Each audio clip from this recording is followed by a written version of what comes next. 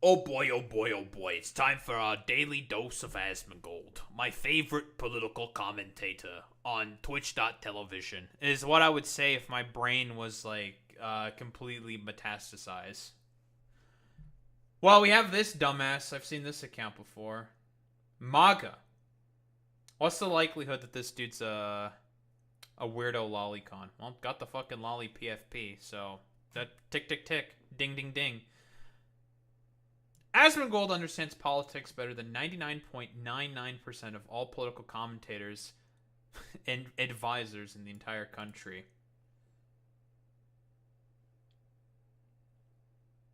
Stop the cap. Stop the cap.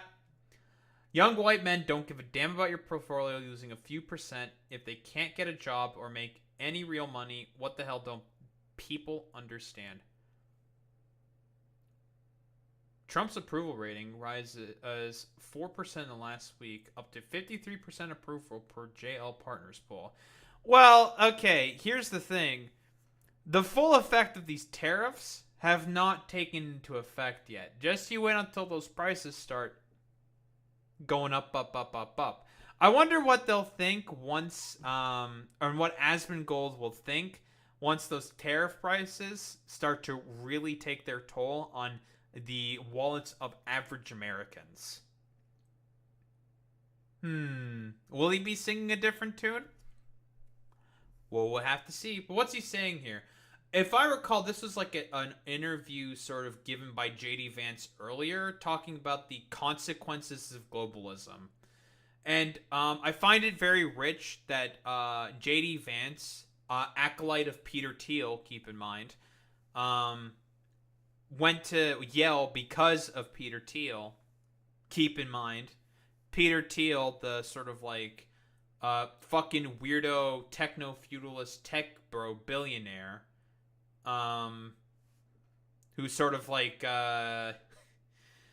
who's sort of is like the main person one of the main people responsible for sort of bringing in this like stupid techno feudalist fascism that we currently find ourselves in. But well, he pretends the left only cares about portfolios. Meanwhile, he's shaking in his boots about his own. But yeah, 1000%. Like, we're talking about the stock market broadly speaking, because that is unfortunately the sort of measurement and byproduct of, well, how the U.S. has decided to mostly run its economy through a fucking gambling gotcha machine, effectively. And I've talked about before why that is really fucking stupid, because guess what? Hey, random fucking shit can just happen and it can cause a crash. Personally, I don't think that's a good idea in terms of what you should be basing a lot of your economy around. But hey, unfortunately, capital's got a capital, and this is inevitably what fucking happens. Don't take the market advice from someone who breathes mold 24/7. That's true. Ask ourselves, what has the globalist economy gotten the United States of America? And the answer: cheap products. There you go. Why are a lot of products in America very cheap? Yeah, he says globalist. There's a reason why he says that. Because, well, he's a freak. Like, JD Vance is a freak.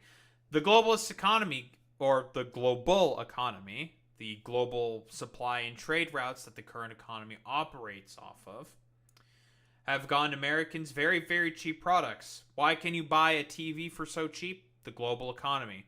Why can you buy your nice little fucking treats and whatever else the fuck? The global economy. Because America isn't a country that has a huge manufacturing base. Not anymore. That got effectively hollowed out and sent to places where it's easier to afford to make all of those products.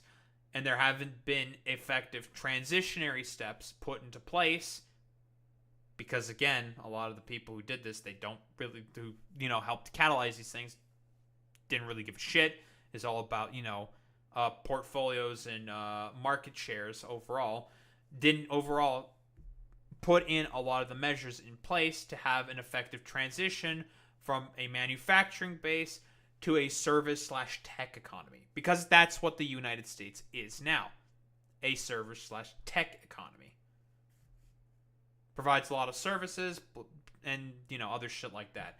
But this is why I keep harping on the fact that conservatives are okay with the current recession, because they want to bring back a simplification of the economy, because, again, it's easier to maintain a hierarchy of control that way if the economy is more simple.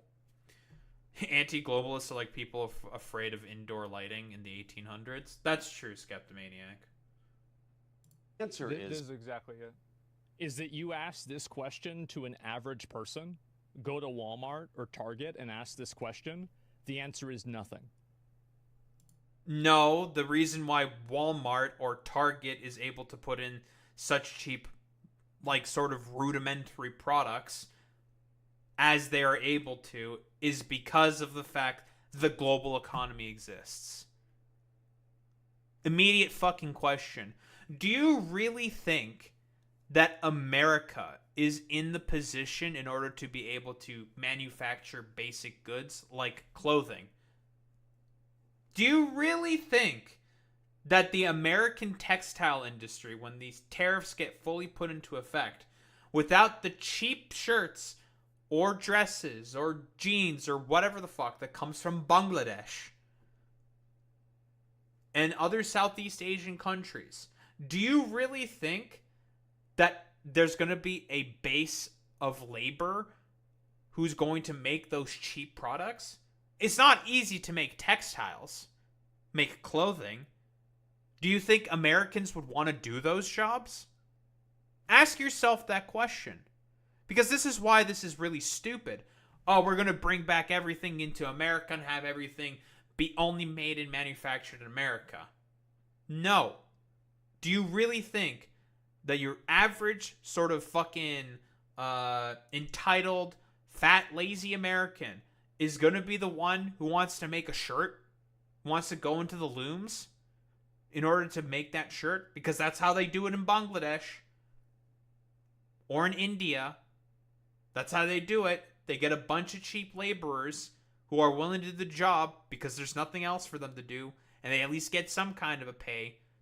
Pays dog shit, by the way. Because guess what? Very poor countries, and they get easily taken advantage of. There's stories about this in Los Angeles, right?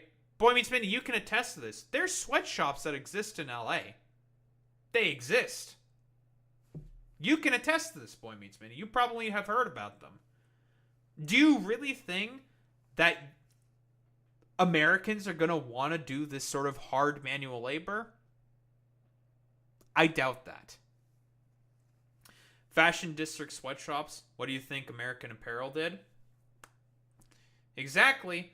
Now, okay, let's say hypothetically this does happen, okay? The facilities are put into place, and now America's in a position to have a huge textile boom. Do you really think, where is America going to get the raw materials to process in order to be able to make those products? Probably from other countries. That's the first immediate question. Second, like I said before, where are they going to get the labor? Immigrants? Americans are not going to want to do those jobs. Those guys are going to be constantly looking for labor. There's not enough people in America in order to be able to sort of catalyze an industry like this. So where are they going to get it? Immigration. They're going to bring people in to do, well, those jobs. And yeah, just like you said, Skeptomaniac, the overall sort of point that I'm saying, intends to bring back entry-level shitty manufacturing jobs, deports people willing to do entry-level positions to start a new life in America. Yeah, American kafala system, right.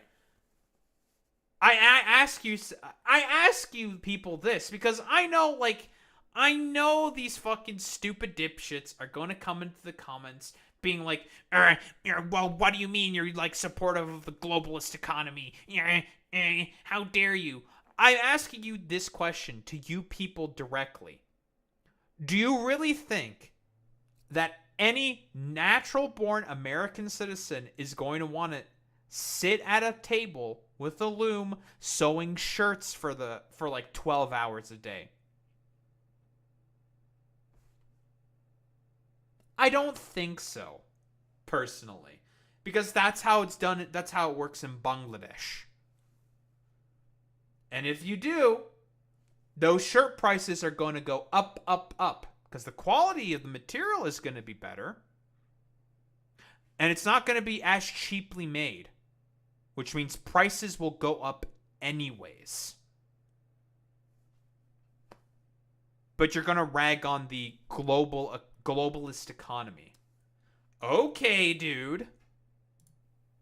All of this perceived value is primarily consolidated around the ruling communication, media, and 1% class. He's not wrong when he says this. Fundamentally, it's based on two principles. But again, Asmongold has literally no idea about why the global economy exists. It exists so you can have your cheap treats and benefit from those. It's literal fucking treatler shit. The common people don't care about people in the global south who do 10 times as much work as their lazy asses. Couldn't have said it better myself, Boy Meets Many. Fundamentally, it's based on two principles: incurring a huge amount of debt to buy things that other countries make for us. And to make it a little bit more crystal clear... No, that's not the main reasoning why the United States has a lot of debt. The United States has a lot of debt because they pay for a lot of subsidies to private corporations. And guess what? Guess who mostly profit from those partnerships? It's the corporations.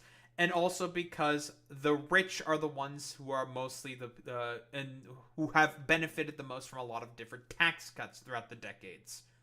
That's why the U.S. has accrued a lot of debt. Can any of these people explain to me why the debt has had such massive increases under every single Republican administration? And I'm talking about like massive explosions of debt, like $5 trillion plus dollars, like $3 trillion, $5 trillion plus dollars. I know that there was a lot of deficit spending done by the Biden administration. And the reason for that is because he had to deal with COVID. So that's a thing. But generally speaking, Donald Trump had during his first 10 years presidency, I think the deficit and the debt exploded by trillions of dollars. Same with Bush when he did his tax cuts. It's going to explode now again because of the current tax cuts that are being proposed by the Trump administration. Same thing happened under Reagan. Same thing under Bush Sr. Why is that the case? That's a little weird. It's almost as if you're just using this to spew some idiotic populist rhetoric and you don't actually give much of a shit about the fucking deficit and the debt. That's why I get annoyed by all these like stupid populist conservative types. They talk about deficits and debt as if they really care about fiscal responsibility. But they don't give a shit about any of that. They never care about that. Yet they still keep giving tax cuts to the billionaires. Why is that? A little weird. We borrow money from Chinese peasants to buy the things those Chinese peasants manufacture. That is not a recipe for economic prosperity. It's not a recipe for low prices, and it's not a recipe for... Exactly. Yeah, and... What's the Chinese debt? Every country is in debt. What is the Chinese debt? Chinese national government debt has reached 4.2 billion? This may not be the exact correct thing I'm looking for. The national debt of the People's Republic of China is the total amount of money owned by the central government, local governments. So it's 4.32 billion. National debt or government debt of the People's Republic of China is the total money owned by the central government, local governments, government branches, and state organizations of China. According to the International Monetary Fund, so that's the IMF, general government debt amounted to 77% of the GDP in 2022. Large-scale infrastructure construction in China has been debt financed through the use of local government financing vehicles that borrow from banks and issue corporate bonds known as urban construction and investment bonds, or Chengdu bonds. Standard and Poor Global Ratings has stated Chinese local governments may have an additional 40 trillion yuan, which is $5.8 trillion, in off-balance sheet debt. Debt owned by state-owned industrial firms is another 74% of GDP, according to the International Monetary Fund. The three government-owned banks, China Development Bank, Agricultural Development Bank of China, and Exim Bank of China, owe a further 29% of GDP. Okay, so these particular we can have like a sort of rough calculation. So China GDP in 2022, we can get a rough estimate for as to what the Chinese sort of debt is. All right, so it's 17.88 trillion. Okay. Well, he's saying, Boy Meets Mini, JD Vance is saying that because he's a stupid racist. That's why. So $17.88 trillion. Okay, so let's do, let's see. According to the International Monetary Fund, general government debt amounted to 77% of GDP in 2022. Now, this is very rough. I'm probably not doing this correctly. 77% of 17.88 trillion. So that would be 13.76 trillion. Okay, so 13.76.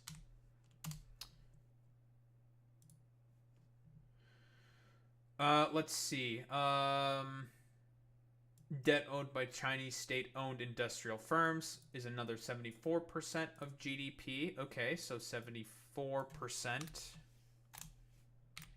of that is 13.23. So 13.23. Then we can just add these all together. It's very, very rough. This is probably not exactly how this is calculated, but we're getting a very, very rough estimate here.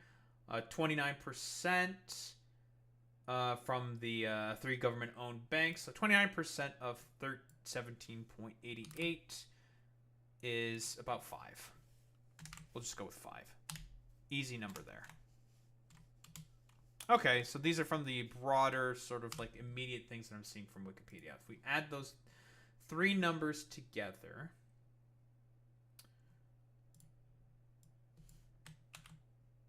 we can get a very rough estimate for as to what the national debt of China is.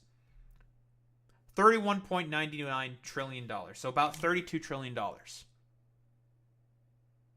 That's very similar to the US's debt, which is about 36 trillion, I believe. I'm not buying it.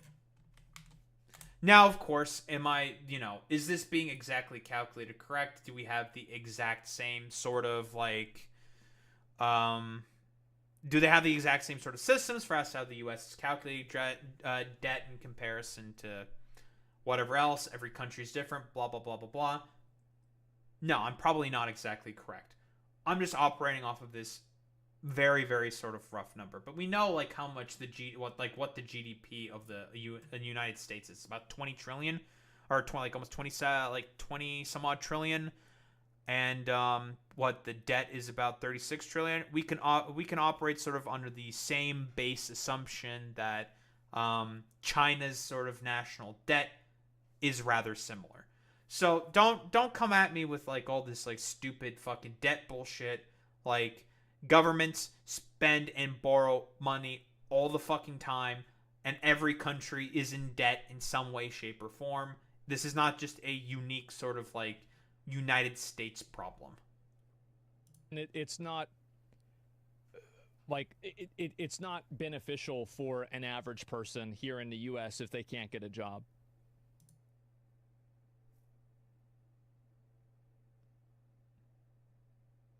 what does he mean? What's the current unemployment rate of America? Wasn't it like, I know under Biden it was like stupidly low, like very, very low. What is the current unemployment rate of the US? 4.2%, which is about average.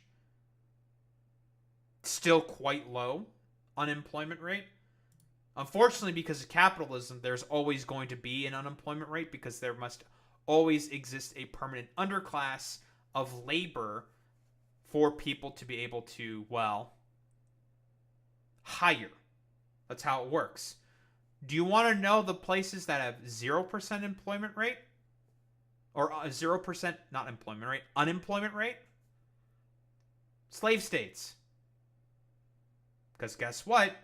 If you're a slave, you're always going to be working. You exist in a particular state that's got slavery. Well, guess what?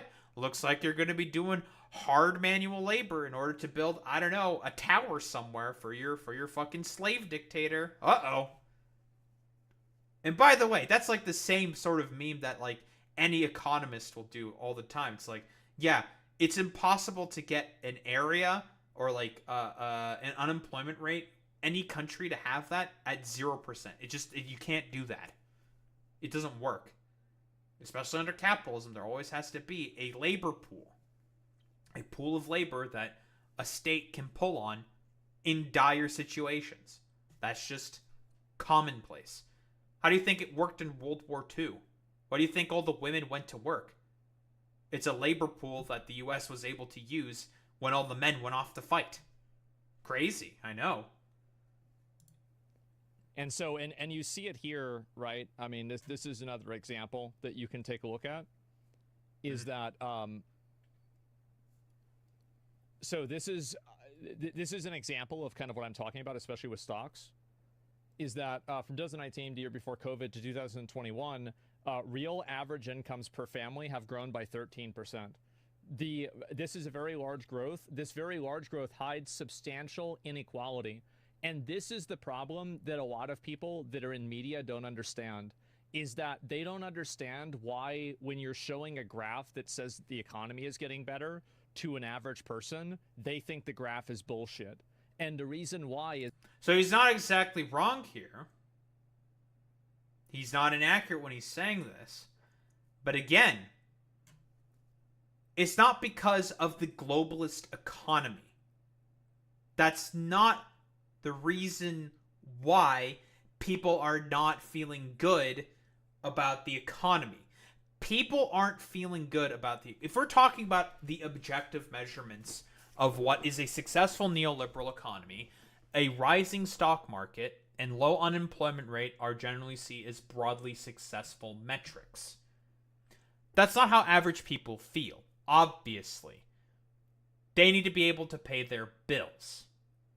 They don't care about stock portfolios. He's not wrong when he says this. He's correct when he says this. However, does that mean, Asmongold, are you for taxing the rich then? Do you want the billionaires to be taxed then? Because that's the solution to the problem. The person that you're currently listening to, JD Vance, he's not for that. In fact, he's quite literally working under the administration that's cut Medicaid by $880 billion. Wait a minute. I thought we cared about the average American here. That's a little strange. And these are also the same guys, the Republican Party, who have been talking about wanting to cut Social Security for the past 40 years. Whatever they mean by entitlement benefits. It's Social Security. That's what they want to go after. So I find it particularly strange that you're supporting the Republican Party here, because they're not for this. They are for the oligarchs. They are for, well, business magnates and tycoons. They always have been, ever since even the inception of their party. It's like I said before. Why do you think that Trump is doing these tariffs to begin with? It's going to cause a recession, and everyone's going to suffer from this. Mostly in particular, average Americans and people who aren't going to be able to afford, well, whatever average goods they want from the globalist economy, because of all the tariffs he's trying to impose on everybody.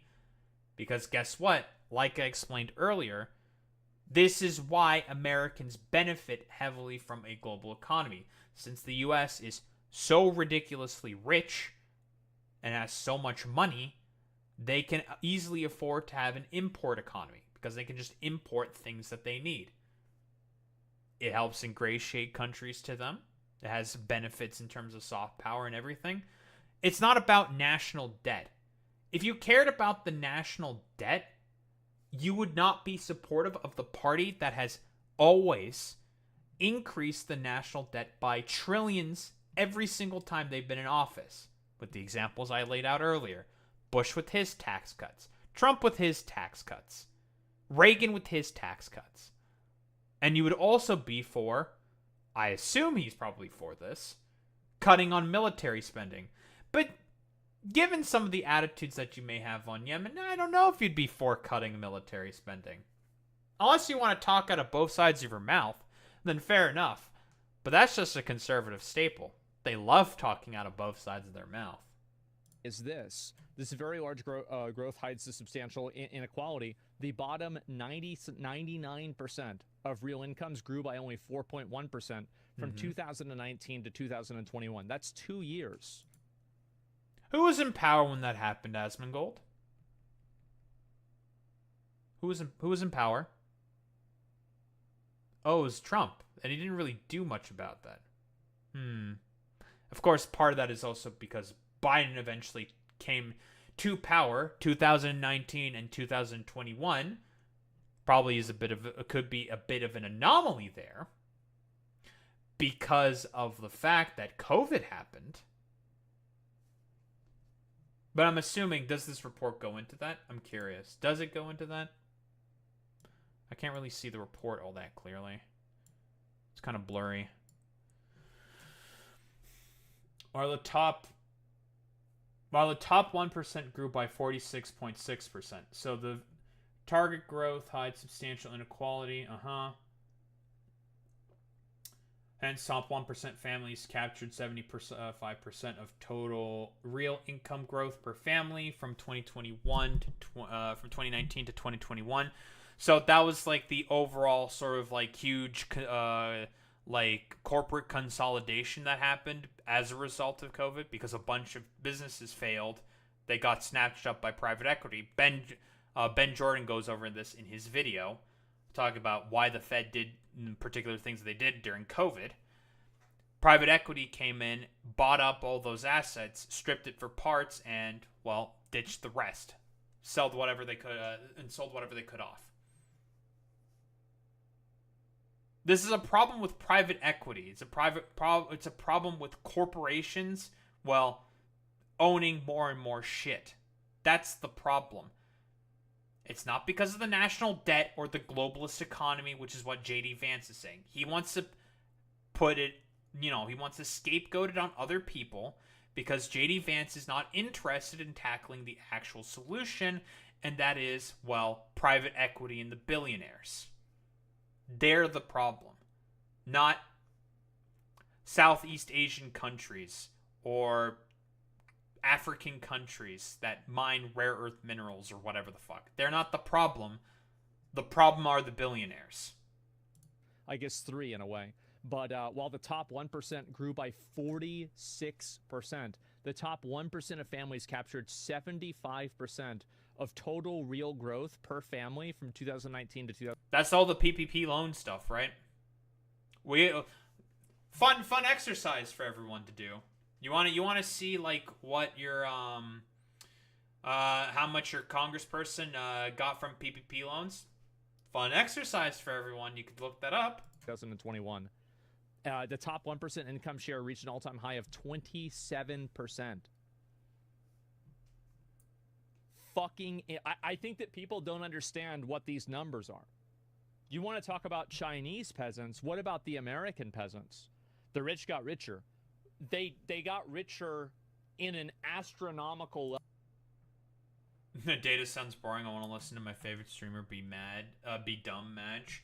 Here's the thing.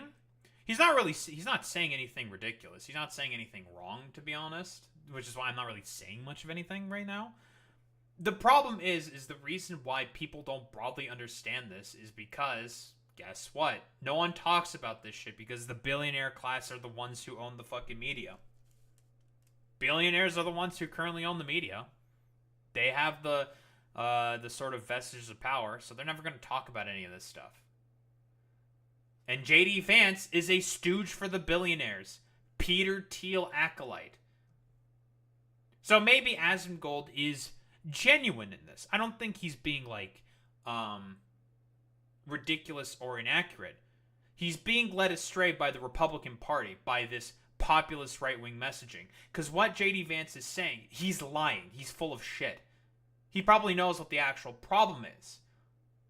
But he benefits directly from billionaires being more and more so in power. Quite literally, he's an acolyte of Peter Thiel. You can look this up. JD Vance and Peter Thiel have had a very close relationship for a very long time. Part of the reason why he even got into Congress, and I believe it was 2022, I think? Or not 2022, about 2020. In the 2020s, he ran for Senator of Ohio. He got a lot of backing from Peter Thiel. Why is that? A little weird. Yep, they invested in all the same companies. Pretty much. Level that is not even easy to comprehend. Like, let's see, Jeff Bezos, net worth over time. Do we have a graph here? Wow, look at that. Wow, look. I find it really funny that the graph that he's looking at is one with Musk and Bezos, and he's only gonna, like, he's not gonna pay attention to anything from fucking Musk, but he's only gonna think about Jeff Bezos' stuff. The reason why Jeff Bezos had a huge spike here is because, well, COVID, and everyone was ordering shit online through Amazon, so Bezos saw a huge explosion in his net worth. And now we have Elon Musk, who's way higher than him. Because this only goes to 2020. Elon Musk's, purported net worth? Probably gone down at this point. What is that, like 300 billion or some shit? That's a little weird. Oh, wow. Look at these numbers. Those are really good numbers. Can you show the productivity wage gap? Yes. This is the sick one. You guys ready? Yeah, productivity versus wages has been going up and up and up. Disconnect between product. Meanwhile, wages have stagnated for the past 40 years. I've talked about this before. Productivity and a typical worker's compensation. Yep. It's not been going up. You want to know who did that? There's a reason why it starts at the 80s. Ronald Reagan! Because of a lot of the deregulation he did of industry. And cracking down on unions. Yet again, who are the main causes of these problems of graphs like the productivity versus wage gap? Oh, it was the Republicans. And you're being led astray by a complete fucking charlatan in JD Vance. He wants to blame globalists and the trade agreements instead of broader market deregulation that occurred under Reagan, a lot of the tax cuts for the rich that not only Trump has done, but Bush Jr., and Ronald Reagan have done for the past 40 years, which have caused such a huge amount of disparity between the working class and the billionaires. If I recall correctly, Donald Trump's tax cuts during his first year, I believe, was the highest transfer of wealth ever recorded in history. Trump's tax cuts in first term. I believe is the largest transfer of wealth ever recorded.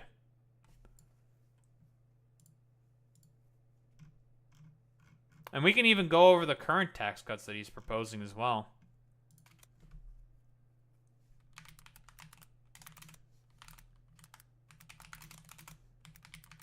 have to find the graph.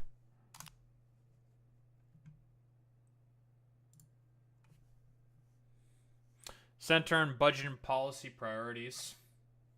Got a little article here. Was skewed to the rich. Why don't we take a little look at this? Why not?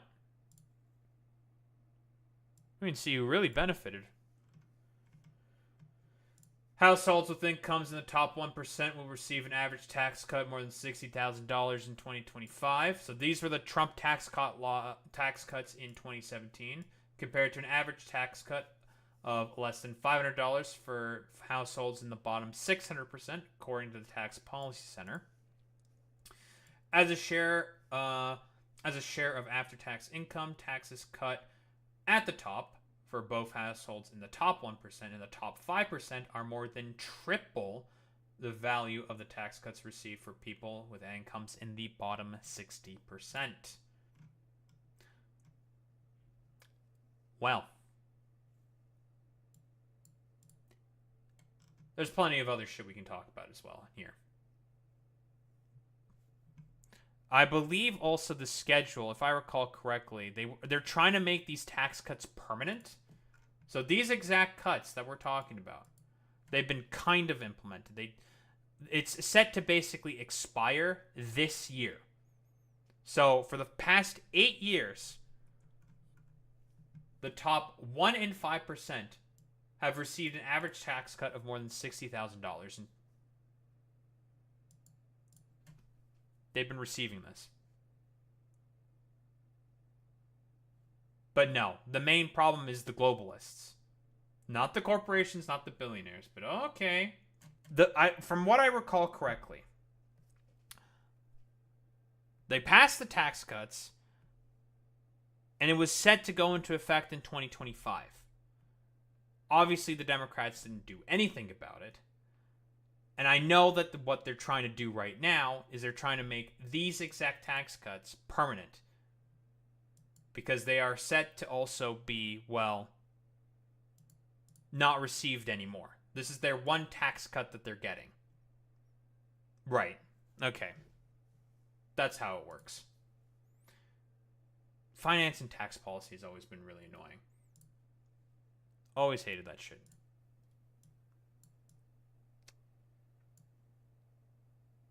And keep in mind, this is stopping at 2017. Yeah, it's gotten worse. This is why people want to burn down the system. Hey, Asmongold, $1 million I'll vote for? Well, all I'm saying is, like, my point is that a lot of these people, as I said, these are the people messaging, oh, Luigi, you know, haha, let's meme about Luigi. Well, now they're losing money, and so now it's serious. Yeah, you were fine with somebody else's dad getting shot in the back of the head, but whenever you lose 3% on your portfolio, suddenly now the world has to change. Yeah, but here's the problem. Like this is a complete apples to oranges comparison. Like billionaires, broadly speaking, are fine with the recession because they know that they can buy up a bunch of like private equity in particular. They're the ones who are going to benefit the most from this recession because they can buy up a bunch of corporations, buy up a bunch of businesses in order to strip it for parts, in order to have further consolidation. Walmart is going to buy more and more local stores so they can put in big box stores in your local community and neighborhood. That's what they're going to do. Same with like BlackRock. They're going to buy a bunch of different companies that work in local businesses and communities. They benefit more from these tariffs. JD Vance doesn't give a shit. He wants that to happen. It's not about globalism. It's not about the globalization of the economy. That's not the reason. The reason why Americans are able to enjoy cheap products in Walmart and Target is because of the globalization of the economy. They're not the same.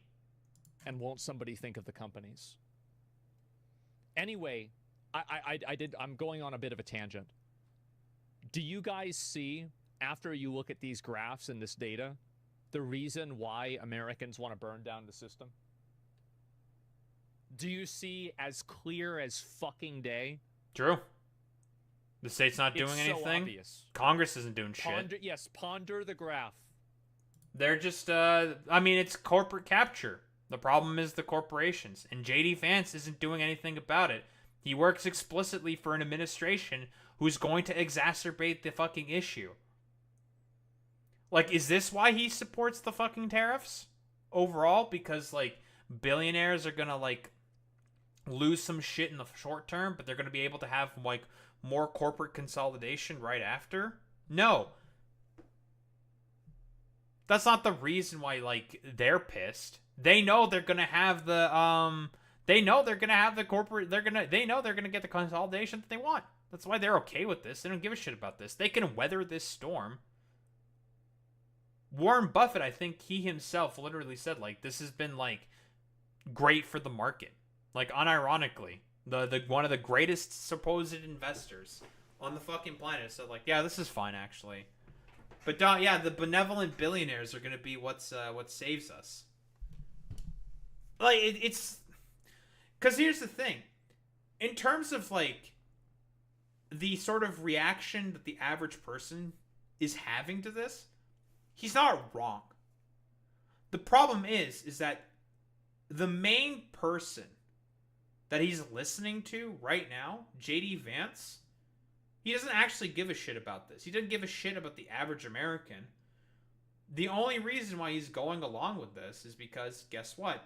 It's the wins of Donald Trump. That's what he wants. He's overall, like JD Vance, again, acolyte of Peter Thiel, wants this to, hey, guess what? Have his main billionaire benefactors get more money. Like, again, here's the thing. We want to talk about some real fucking labor law?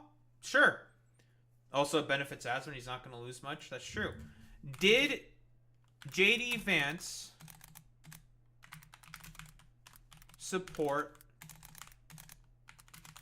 the PRO Act? The PRO Act is one of the most labor beneficial acts in Congress. It allows people to be able to organize unions. It allows more bargaining power for unions and for general labor. Did JD Vance support this? Did he support this? Trump-Vance ticket stands against PRO Act and for an anti-worker project 2025 agenda. Here's the facts. Donald Trump was one of the most anti-worker and anti-union presidents in history, and his running mate, JD Vance, stands firmly against the PRO Act, the holy grail of the labor movement to protect unions. That's a little interesting. Wait, I thought we cared about average American workers. That's a little strange. Yet JD Vance wants to do this whole, like, song and dance, talking about how it's all about globalization and everything. No.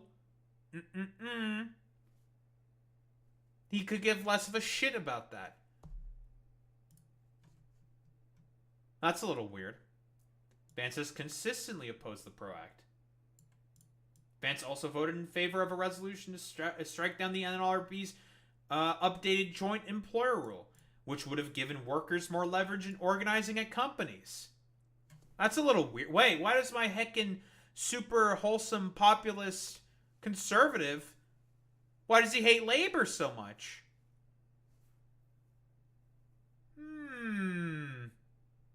That's a little weird. Like Amazon, they rely heavily on third-party contractors by forcing both employers to participate in labor negotiations. Huh. That's a little weird. But don't worry, guys. It's because of globalization, because all the, like, little treatlers are real upset about getting their heckin' wholesome treats. That's actually the main reason why the American economy is suffering as it is. No, it's because of these billionaire fucking parasites who want to suck up more and more wealth and control and power for themselves. That's what they want. Let's not even mention what. We've seen the graph, right?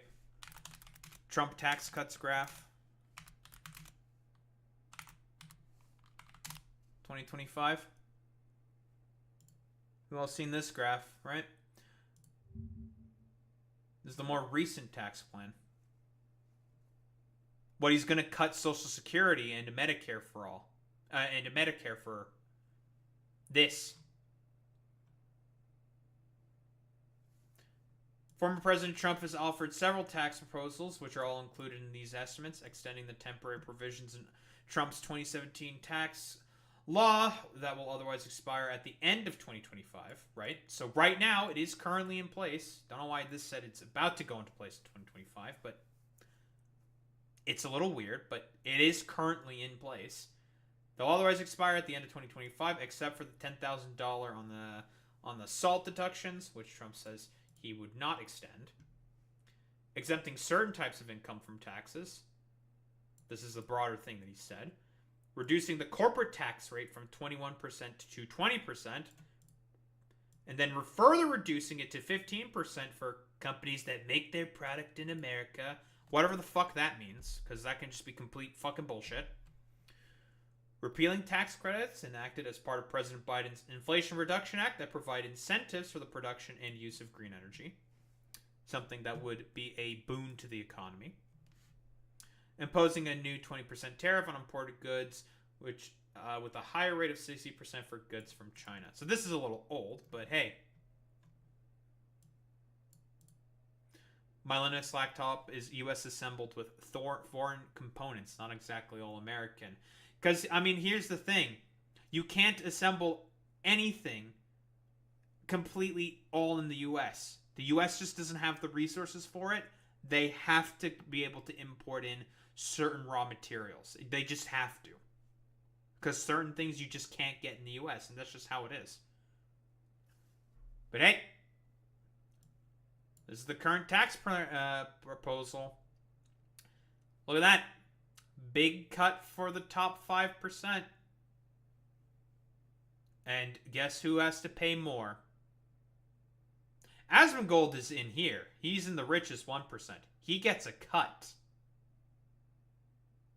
He gets a cut. He benefits from this. Which is why he can wax poetically about like average people are the ones who are getting fucked over by globalization. Totally, man. Yeah. Whoa, bro. It's not because of globalization. It's because of this shit like this. And these tax cuts that are set to expire in 2025. He doesn't know what average means? No, he doesn't. Because again, since he is like so undereducated politically and hardly knows what's going on, he can easily get duped by idiots like JD Vance. They can do the whole like key jingling sort of, woo, look, it's because of the globalists. Woo.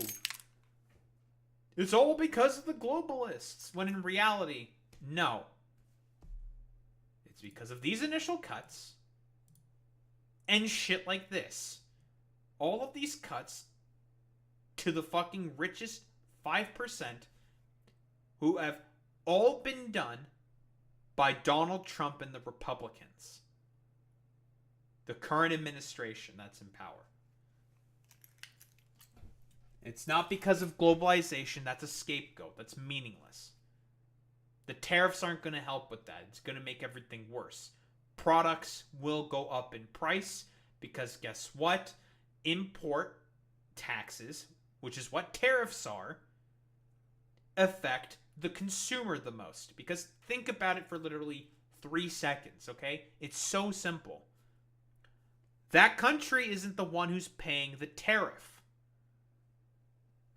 The country is exporting a product to a country, and when it arrives at port or wherever the entry point is going to be, a certain duty or the import, the actual tariff itself, gets paid right then and there by that company that needed that particular product to be shipped in.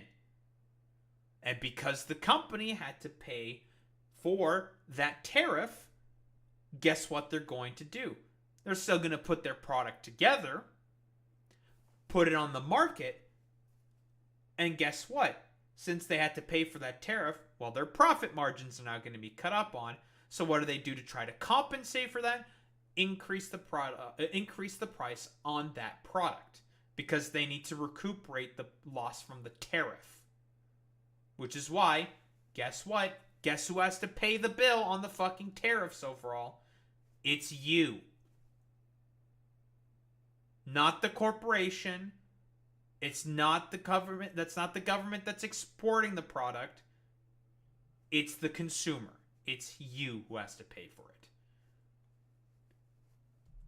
And JD Vance, I keep reiterating this exact same point, will do the complete key jingling song and dance to distract you from the fact that, oh wait, the tariffs aren't going to affect average Americans. That's ridiculous. That's stupid. Same with Asmongold. Because what he's saying, he's not wrong in terms of like wealth transfer that has been happening recently due to COVID and a lot of the inflation that has been happening. A lot of wealth consolidation has been happening. But it's because of shit like this. Tax cuts like this that Trump are doing, and the tax cuts that he did in 2017. That's why it's happening. Not only because it's not because of like globalization. That's stupid. The reason you have cheap products is because of that. That's why they're cheap. Because the labor pool is, you're not paying as much for the labor for those products to be manufactured. And since it's easier for the US to just pay for to import those particular things in, because they're so rich, a lot of prices for those products went down on average. Because of these tariffs, they're gonna go up now. This should be extremely fucking simple. But here's the problem. Because of people like Asmongold boosting dumbasses like JD Vance, who are completely scapegoating globalization, because again, JD Vance is overall okay with this. He's a millionaire. Like, what's his net worth? What's his net worth?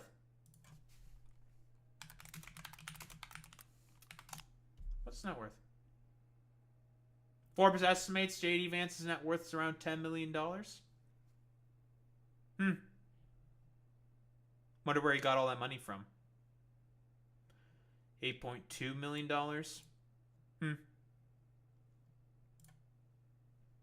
He understands the cause, but not the root. It's much more important to analyze what the root is if we want to talk about root causes. It's not just globalization. That is a red herring. When Asmongold and JD Vance are talking about this, they don't overall give a shit about you. That's the problem. If you follow what JD Vance and Asmongold are saying about how the economy works, you're the one who's going to be holding the bag. And you need to know that.